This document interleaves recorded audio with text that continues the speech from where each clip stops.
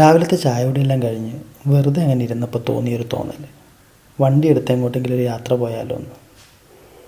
അപ്പോഴേക്കും മനസ്സിൽ കുറേ സ്ഥലങ്ങളിങ്ങനെ സ്ക്രോൾ ചെയ്ത് നീങ്ങി തുടങ്ങി. എങ്ങോട്ട്? അതിനുള്ള ഉത്തരം കിട്ടാൻ അധികം താമസിച്ചില്ല. കണ്ണൂർ ജില്ലയിലെ ഒരു അടിപൊളി സ്ഥലം തന്നെയാണത്.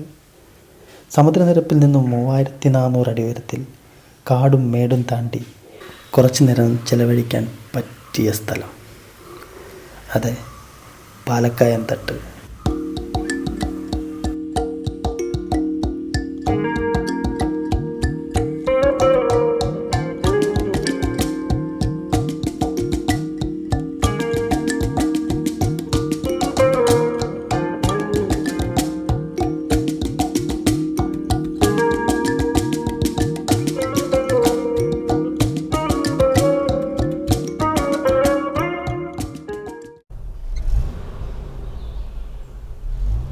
മെയിൻ റോഡിൽ നിന്ന് പാലക്കയം തട്ടിലേക്കുള്ള ഡൈവേഷൻ എടുത്തു കഴിഞ്ഞാൽ പിന്നെ നിങ്ങൾ കാണുന്ന റോഡുകളുടെ ഘടനയെല്ലാം ഇങ്ങനെയാണ്.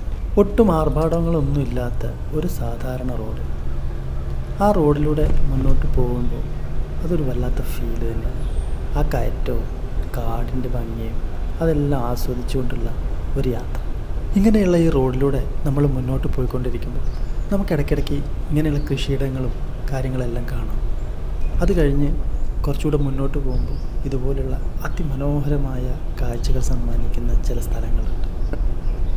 ഇങ്ങനെയുള്ള ഈ പച്ചപ്പ് നിറഞ്ഞ ഈ വഴികളിലൂടെ ഇങ്ങനെ വണ്ടി ഓടിച്ചു പോകാൻ എന്തൊരു രസമാണെന്നറിയാം. പിന്നെ നിങ്ങളോടൊരു കാര്യം കൂടി പറയാനുണ്ട്. നിങ്ങൾ വണ്ടിയൊക്കെ എടുത്തിട്ടാണ് ഇതുവഴി വരുന്നതെങ്കിൽ വണ്ടിയും അതിൻ്റെ സ്പെയർ ടയറും എല്ലാം ഓക്കെ അല്ലേ എന്നൊന്ന് ചെക്ക് ചെയ്തേക്കണം. മെയിൻ ഹൈവേന്ന് നിങ്ങൾ തിരിഞ്ഞു കഴിഞ്ഞാൽ പിന്നെ നമുക്കൊരു വർക്ക്ഷോപ്പോ അല്ലെങ്കിൽ ഒരു ടയറിൻ്റെ കടയോ അങ്ങനെ ഒന്നും കാണാൻ പറ്റില്ല. കാരണം നല്ല കുത്തനുള്ള കയറ്റമുള്ള സ്ഥലം ധാരാളമുണ്ട് ഈ റൂട്ടിൽ. പിന്നെ ഇങ്ങനെയുള്ള ചെറിയ ചെറിയ വഴികളായതുകൊണ്ട് തന്നെ ഇതിൽ നിന്ന് എന്തെങ്കിലും തട്ടി ടയർ പഞ്ചറാവാനോ അല്ലെങ്കിൽ അങ്ങനെയുള്ള കാര്യങ്ങളൊക്കെ സംഭവിക്കാൻ വളരെ സാധ്യതയുള്ള ഒരു വഴിയിലൂടെ തന്നെയാണ് നമ്മൾ പോയിക്കൊണ്ടിരിക്കുന്നത്.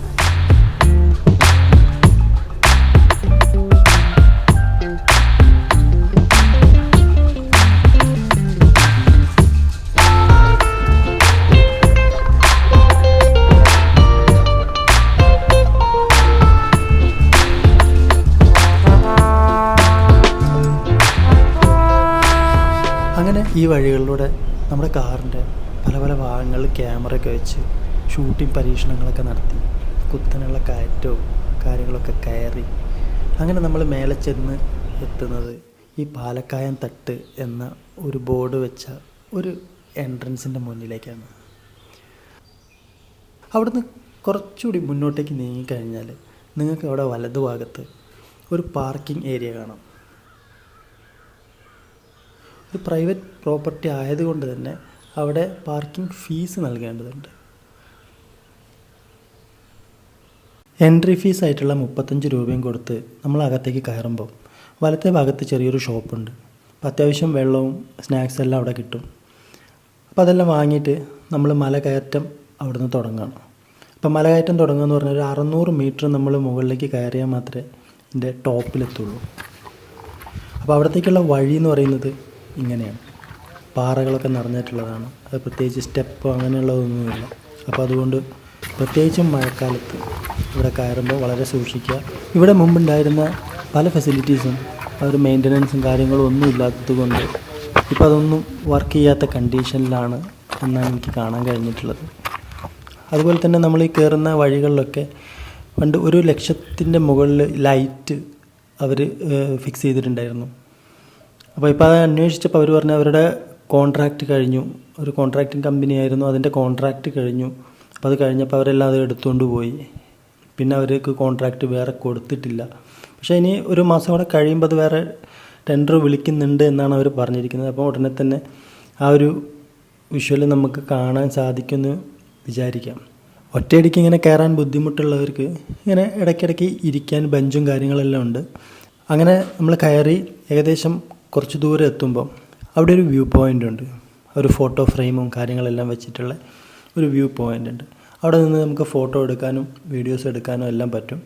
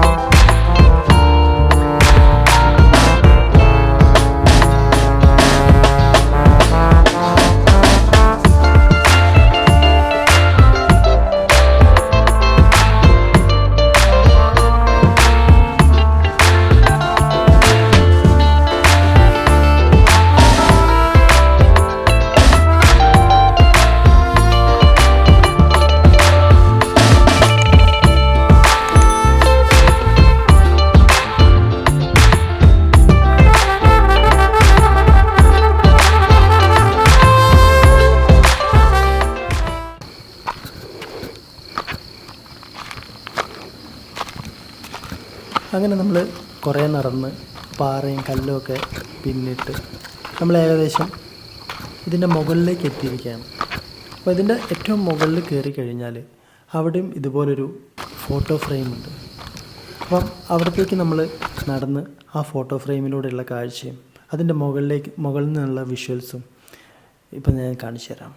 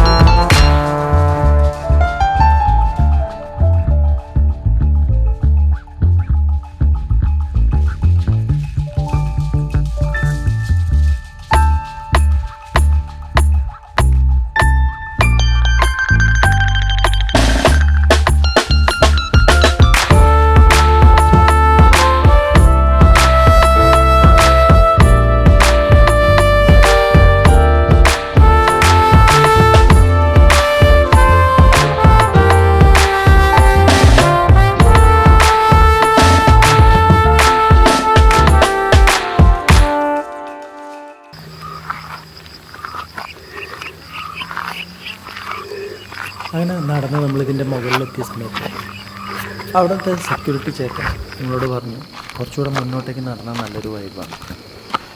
കുറച്ചുകൂടെ അങ്ങോട്ട് പോയി കഴിഞ്ഞാൽ അവിടെ മറ്റൊരു ഗേറ്റ് ഉണ്ട് പുറത്തേക്ക് ഇറങ്ങാനുള്ള. അപ്പോൾ നമുക്ക് അതുവഴി നടന്ന് പുറത്ത് പോകാനും അവിടെ കാണാനെല്ലാം പറ്റും. അപ്പോൾ ഞാൻ വെറുതെ ഒന്ന് നടന്നു നോക്കാൻ കരുതി. ഞാൻ വന്നത് ഒരു വർക്കിംഗ് ഡേയും ഉച്ച സമയം കൂടി ആയതുകൊണ്ട് ആരുമില്ല ഇവിടെ. ഞാൻ ഒറ്റയ്ക്ക് തന്നെ ഉള്ളായിരുന്നു. അപ്പോൾ നടക്കുന്ന സമയത്ത് നല്ല രസമുള്ള സ്ഥലമൊക്കെ തന്നെയാണ്. അപ്പോൾ സൈഡിൽ ഇരിക്കാനുള്ള ബെഞ്ചും കാര്യങ്ങളെല്ലാം ഇട്ടിട്ടുണ്ട്. അവിടെ നിന്ന് കുറച്ച് മുന്നോട്ടേക്ക് നമ്മൾ നടക്കുന്ന സമയത്ത് നമുക്ക് മുളങ്കാടുകളാണ് കാണാൻ പറ്റും. ആ മുളങ്കാടിൻ്റെ ഉള്ളിലൂടെ നമ്മൾ നടന്നിട്ട് വേണം അപ്പുറത്തെ ആ ഗേറ്റിലേക്ക് എത്താൻ. അപ്പോൾ ആ ഗേറ്റിലൂടെ നമുക്ക് വേണമെങ്കിൽ പുറത്തിറങ്ങി അവിടെ നിന്ന് കുറച്ച് കാഴ്ചകളൊക്കെ കണ്ട് തിരിച്ചു വരികയും ചെയ്യാം.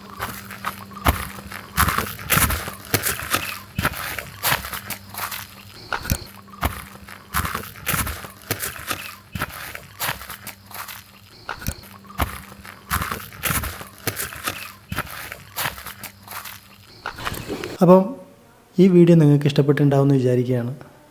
ഇഷ്ടപ്പെട്ടിട്ടുണ്ടെങ്കിൽ ലൈക്ക് ചെയ്യാനും സബ്സ്ക്രൈബ് ചെയ്യാനും കമൻറ്റ് ചെയ്യാനൊന്നും മറക്കരുത്.